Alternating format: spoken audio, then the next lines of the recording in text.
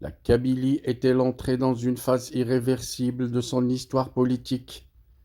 Depuis la proclamation symbolique d'indépendance par le gouvernement kabyle en exil dirigé par Farhat Mehenni, une question centrale s'impose.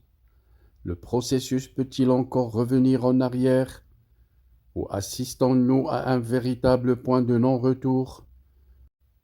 La proclamation d'indépendance n'est pas un simple discours politique. Elle s'inscrit dans une stratégie de long terme, une internationalisation progressive du dossier, une volonté d'obtenir une reconnaissance diplomatique.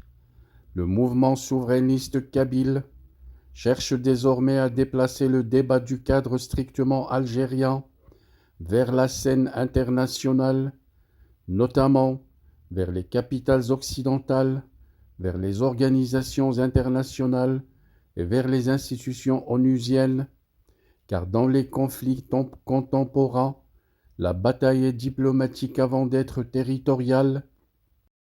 L'histoire récente montre que les indépendances considérées comme impossibles peuvent évoluer rapidement. Le cas du Kosovo, le cas du Timor oriental, le cas du Soudan du Sud. Dans chaque cas, un mouvement politique structuré, une crise interne, une fenêtre géopolitique favorable. La question n'est donc pas seulement morale ou historique, elle est stratégique et un facteur décisif. La reconnaissance internationale, une indépendance proclamée n'a de poids réel que si elle est reconnue.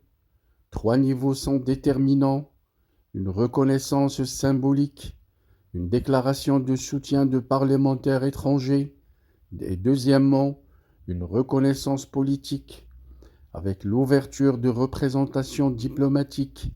Troisième point, une reconnaissance juridique, avec l'admission aux Nations Unies. Or, l'entrée aux Nations Unies dépend d'un vote du Conseil de sécurité, et là tout devient géopolitique. L'Afrique du Nord est donc face à un séisme potentiel, car si la question kabyle prend une dimension internationale, les équilibres régionaux pourraient être redéfinis. Les puissances européennes observeraient avec prudence. Les États africains seraient divisés entre principes de souveraineté et droits des peuples. L'Afrique du Nord est un carrefour stratégique. Vu les énergies, les problèmes de migration et les problèmes de sécurité, avec une influence européenne, un changement de statut en Kabylie sera perçu comme un précédent. Le scénario du point de non-retour. Pourquoi parle-t-on aujourd'hui de point de non-retour? Parce que plusieurs facteurs convergent à ce niveau: une radicalisation du discours politique, une mobilisation diasporique et une stratégie d'internationalisation avec une polarisation régionale. Dans ce type de dynamique, même si l'indépendance n'est pas immédiatement reconnue, le débat devient irréversible. Une cause portée à l'international ne disparaît plus. Quelles sont donc les trajectoires possibles pour cette proclamation de l'indépendance kabyle? Comme je l'ai déjà signalé dans d'autres vidéos, trois scénarios majeurs se présentent. Premier scénario, celui d'un gel diplomatique. La proclamation reste symbolique, sans reconnaissance. Deuxième scénario, une internationalisation progressive. Le dossier s'inviterait dans les débats internationaux.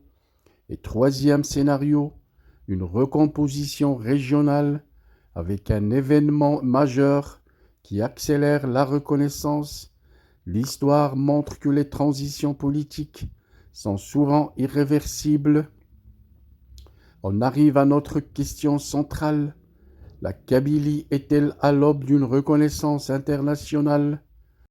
Ou assiste-t-on à une montée en pression destinée à créer un rapport de force politique? Ce qui est certain, le dossier n'est plus uniquement interne. Le véritable point de non-retour n'est peut-être pas territorial, Il est diplomatique, car lorsque la question d'un territoire franchit les frontières et s'installe dans les capitales étrangères, elle change de nature, et l'histoire montre qu'à partir de ce moment-là, rien n'est jamais totalement figé.